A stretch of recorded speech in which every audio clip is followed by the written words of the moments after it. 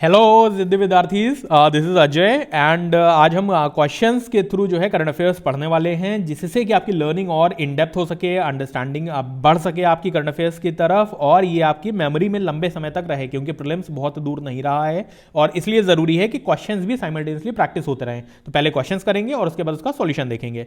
अभी रिसेंटली ये न्यूज़ में था, कुछ रामसर साइट्स ऐड की गई हैं, तो उसी को लेकर पहला क्वेश्चन है एंड यहाँ पर टाइम के साथ हम लोग करेंगे इसको 30 सेकेंड्स के अंदर।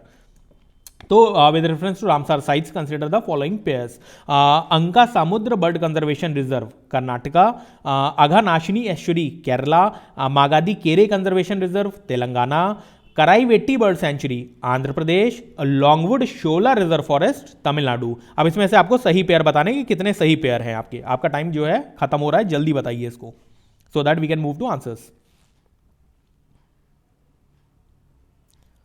And your time's up. सो अब सॉल्यूशन देख लेते हैं हम लोग। तो पहला जो है अंका Samudra bird conservation reserve Karnataka में है और Longwood Shola reserve forest Tamil Nadu में है, और बाकी के जितने ऑप्शंस थे वो आपके सही मैच नहीं थे। तो आंसर इसका क्या है? Only two pairs are rightly matched. तो अब इनके बारे में थोड़ी सी डिटेल जान लेते हैं, लेकिन उसके पहले देख लेते हैं न्यूज में क्यों था। तो ये 1 फरवरी 2024 की न्यूज है, ठीक है, और इसमें तमिलनाडु को 2 और रामसर साइट्स अभी मिल गए हैं, ठीक है। और ये जो 2 रामसर साइट्स हैं, इसके होने की वजह से, इसके ऐड होने की वजह से टोटल रामसर साइट्स तमिलनाडु के अंदर कितने हो गए? 16। और इसकी वजह से क्या हुआ है कि तमिलनाडु के अंदर सबसे ज्यादा कंट्री के अंदर रामसर साइट्स आ चुके हैं। तो अब एक एक करके रामसर साइट्स के बारे में जान लेते हैं। अंका समुद्र बर्ड कंजर्वेशन रिजर्व जो है कर्नाटका में लोकेटेड है। यहां पर painted stork and black headed ibis, ये जो बर्ड्स हैं, तो इनकी 1% ग्लोबल पॉपुलेशन जो है वो अंका समुद्र बर्ड कंजर्वेशन रिजर्व में पाई जाती है। तो खाली ऐसा मैच द फॉलोइंग के टर्म्स में मत पढ़िए, हो सकता है क्वेश्चन जो है यहां से भी उठ के आ जाए आपका, ठीक है, कि पेंटेड स्टॉर्क यहां पर पाए जाते हैं, कोई पैराग्राफ वो लोग बना के दे दें और उसमें painted stork black headed ibis का जिक्र हो, और मैच द फॉलोइंग में फाइनली पूछ दे नीचे कि भाई इसमें से कौन से बर्ड कंजर्वेशन रिजर्व को ये दर्शाता है पैराग्राफ। तो उस हिसाब से भी आप इसको पढ़िए। Second option is Aghanashini estuary, ये कर्नाटका में लोकेटेड है, और ये कहां पर है? ये उस कॉन्फ्लुएंस में जहां पर अघनाशिनी नदी जो है वो अरेबियन सी में जाके मर्ज हो जाती है। तो इससे एक फैक्ट तो ये पता चला कि अघनाशिनी कर्नाटका में है। Second fact is Aghanashini river जो है कर्नाटका में है।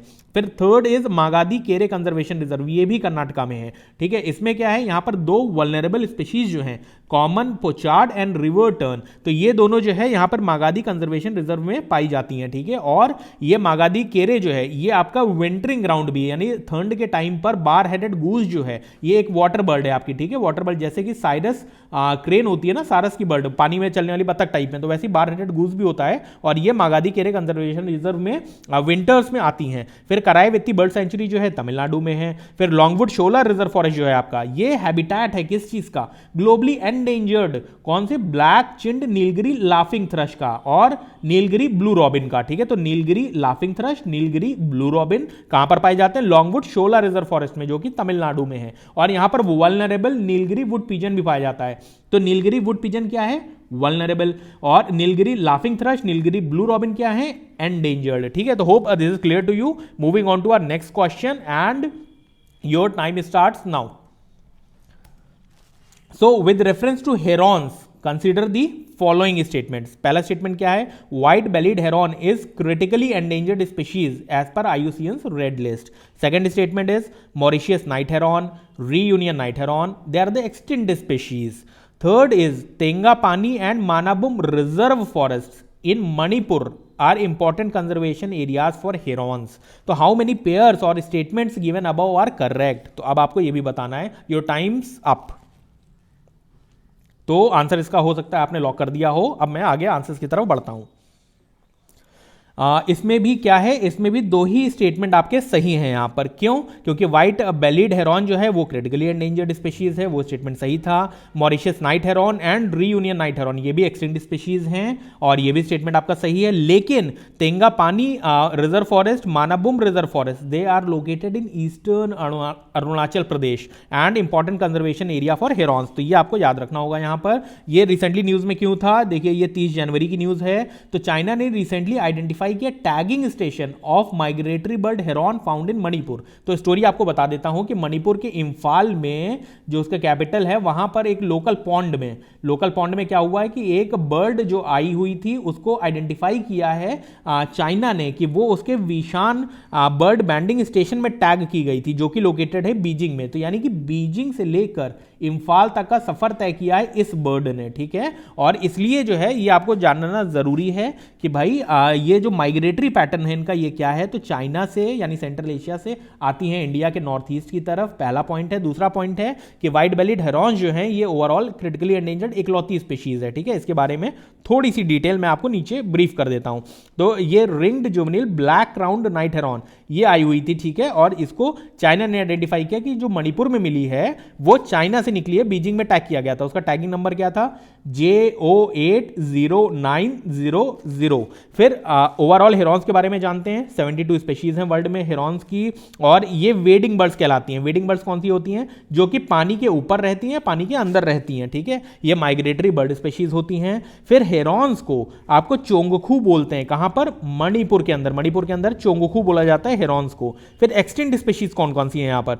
एक्सटिंक्ट में न्यूजीलैंड हेरॉन है, रीयूनियन हेरॉन है, रॉड्रिग्स हेरॉन है, मॉरिशस हेरॉन है, बर्मुडा हेरॉन है, ठीक है। क्रिटिकली एंडेंजर्ड कौन सी है? व्हाइट बेलीड हेरॉन इकलौती है, इसलिए ये जो है जरूर से याद रखिएगा आप लोग। फिर एंडेंजर्ड स्पीशीज कौन सी हैं? तो Australasian, Madagascar, great white heron. तो this is about herons in India and world. इसके बारे में न्यूज थी, इसलिए ये जानना आपके लिए बहुत जरूरी था। ये तेंगापानी और मानाबुम रिजर्व फॉरेस्ट याद रखिएगा, ईस्टर्न अरुणाचल प्रदेश में। Moving on to our next question, and this is with reference to frogs. Frogs के बारे में ये क्वेश्चन है, इसके बारे में बताइए। पहला स्टेटमेंट क्या है? Sphaerotheca varshabu is recently discovered new frog species, that is statement 1। फिर dancing frogs are endemic to Western Ghats. Third is amphibians such as frog, toads, salamanders are known as indicator species. Fourth statement is amphibian recovery project was launched by Animal Welfare Board of India. Fifth is amphibian specialist group is part of IUCN Species Survival Commission. तो इसमें से कितने statement सही हैं? फटाफट इस पे call लीजिए so that we can move on to answers. Right, तो we are going to answers now.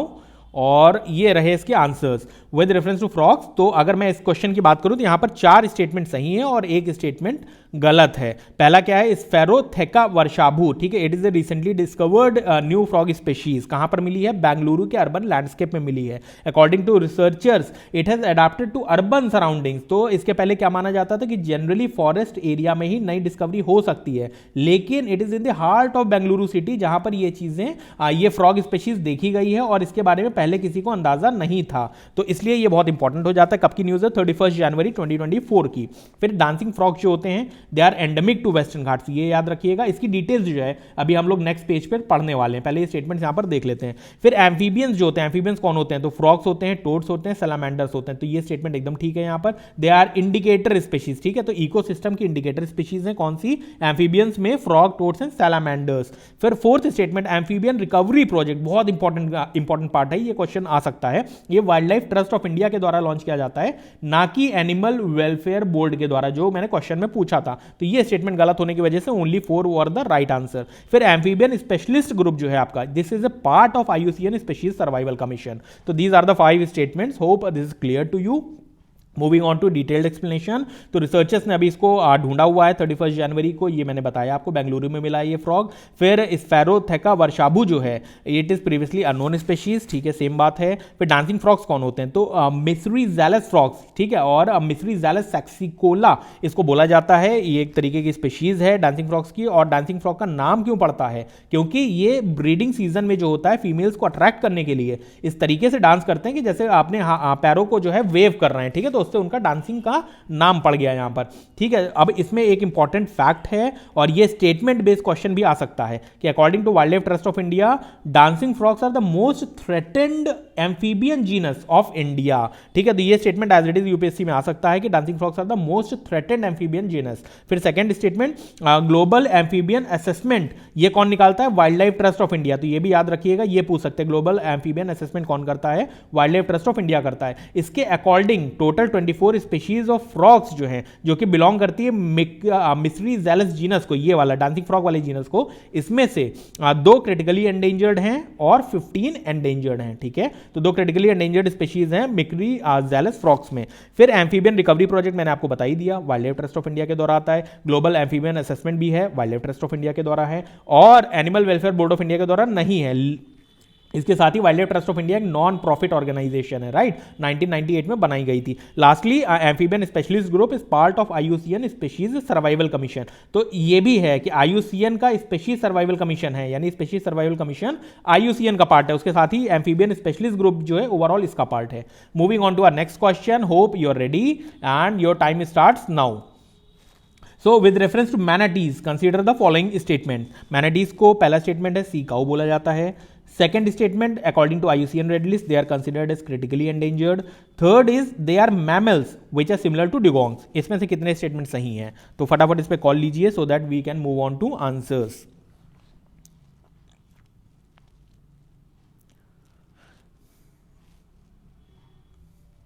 And your time's up. So this is your answer. So manatees पहले चीज है कि इसमें 2 स्टेटमेंट्स सही हैं, ठीक है। गलत कौन सा है? सेकंड वाला, ये क्रिटिकली एंडेंजर्ड नहीं, वल्नरेबल होते हैं। तो मैनाटीज के रेफरेंस में अगर मैं बात करूं तो they are called sea cows. IUCN की रेड लिस्ट के हिसाब से they are considered as vulnerable and they are mammals which are similar to dugongs. तो ये मैनाटी है, ठीक है, ये आप देख रहे हैं। और इसका आगे का हिस्सा देखिएगा तो ये हाथी के जैसे, इसलिए इनको जो है विजुअल सिमिलैरिटीज बोली जाती हैं कि इसके बीच में। अभी ये न्यूज में क्यों था? तो बीबीसी की ये देखिए न्यूज़ निकली थी और इसमें ये 26 जनवरी का 26 जनवरी को न्यूज़ आई थी कि unprecedented 1000 manatees are gathering in Florida. और फ्लोरिडा के स्टेट पार्क में ये चूंकि अभी मिले हैं, इसलिए ये न्यूज़ में था। बहुत ज़्यादा नंबर में एक ही जगह पे इकट्ठा हुए थे। क्यों हुए थे उसका अभी साइंटिस्टों ने कुछ पता नहीं लगाया है, लेकिन ये न्यूज़ में था तो ये कवर करना ज़रूरी था। फिर they are the gentle sea mammals which are also known as sea cows. तो मैनाटीज जो हैं they are herbivorous placental mammals and they belong to a group of animals called Sirenia. तो ये सिरेनिया हमेशा याद रखिएगा, सिरेनिया बहुत इंपॉर्टेंट है। सिरेनिया मींस सी काऊ एंड इसके अंदर 2 फैमिलीज आती हैं, एक डुगोंगिडेई की, एक ट्रिसेसिडेई की, ठीक है, जिसके अंदर टोटल 4 स्पीशीज हैं। ट्रिसेसिडेई जो है यही मैनाटीज हैं आपके, ठीक है, ट्रिसेसिडेई। और डुगोंग जो है, dugong are similar animals to mammals, ठीक है, लाइक ये मैनाटीज के थ्रू। तो मैनाटीज और डुगोंग जो है एक ही फैमिली को बिलोंग करते हैं एंड दो डिफरेंट फैमिलीज हैं लेकिन एक ही एक्सटेंट को बिलोंग करते हैं, दैट इज सिरेनिया। तो हैबिटेट की बात करता हूं मैनाटीज की, they inhabit marshy, coastal and shallow areas, ठीक है। तो बहुत गहरे पानी में नहीं होते हैं, शैलो एरियाज में पाए जाते हैं। इसकी 3 स्पीशीज हैं।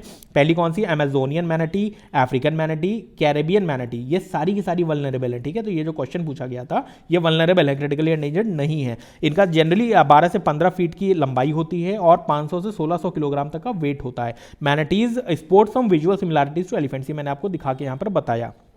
फिर इसके बाद हम लोग आगे बढ़ते हैं and moving on to our next question, hope you are ready for that.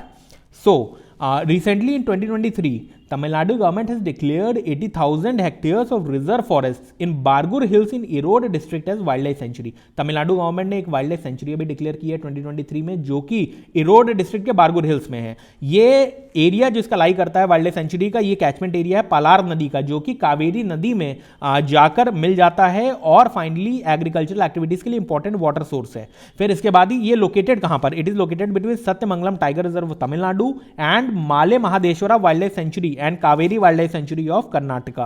तो आप इस पे कॉल ले लीजिए, एक बार फिर से रीड कर लीजिए। इसमें 30 सेकंड्स के अंदर इसको एक्सप्लेन नहीं कर पाया तो इसमें थोड़ा सा टाइम लगेगा, so that you take learning from it and finalise the answer. तो अपना फाइनल आंसर लीजिए so that we can move on to final answer, ठीक है, explanation. Right, so this is the answer, Thantai Periyar wild life sanctuary. ये देखिए एक दिन पुरानी न्यूज है, यानी कल की न्यूज है कि न्यू सेंचुरी इरोड डिस्ट्रिक्ट में जो आई है वो फॉरेस्ट ड्वेलर्स जो वहां के हैं उनके लिए दिक्कत कर रही है। फिर रेसिडेंट्स जो है बारगुर हिल्स के, ठीक है, they are opposing ban on cattle grazing in forest areas. भाई जब किसी को वाइल्ड लाइफ सेंचुरी डिक्लेयर करोगे तो कुछ रेगुलेशंस आते हैं, तो कैटल ग्रेजिंग पे कई बार रोक लग जाती है, इसलिए जो है ये न्यूज में है और लगातार न्यूज में। तो यू नेवर नो, यूपीएससी इसी तरीके की चीजें पूछता रहा है। 2023 में इसको डिक्लेयर किया गया था और अभी 24 में में अराउंड 11 फरवरी 12 फरवरी की न्यूज़ ये लगातार देखिए चल रही है यहाँ पर। तो ये Thantai Periyar wild life sanctuary Tamil Nadu के अंदर है, पॉइंट नंबर 1। सेकेंडली ये बारगुर हिल्स में लोकेटेड है। थर्ड, इसका कैचमेंट एरिया जो है, ये पलार नदी का कैचमेंट एरिया जो है ये यहाँ पर लाई करता है। पलार नदी खुद जो है ये कावेरी में मिल जाती है, यानी कि उसकी ट्रिब्यूटरी है। फिर सत्यमंगलम टाइगर रिजर्व जो है तमिलनाडु में है, and Male Mahadeshwara wild life sanctuary जो है ये कर्नाटका में है। कावेरी वाइल्ड लाइफ सेंचुरी भी कर्नाटका में है, और इन दोनों के बीच में लोकेटेड है आपका Thanthai Periyar wild life sanctuary. तो hope this is clear to you. यहाँ से बहुत सारा इंफॉर्मेशन आपको मिला है कि माले महादेश्वरा कर्नाटका में है, कावेरी कर्नाटका में है, सत्यमंगलम आपका तमिलनाडु में है। सो this is it, and that is your 2 minute पर क्वेश्चन लर्निंग। मैंने कोशिश की है 2 मिनट के अंदर रखूं, लेकिन अगर एक्सटेंड हो गया तो this is the first lecture, and अगली बार से ख्याल रखूंगा। And stay healthy, stay happy, जय हिंद। ये टेलीग्राम चैनल है, आप इसको ज्वाइन कर सकते हैं। Thank you and take care.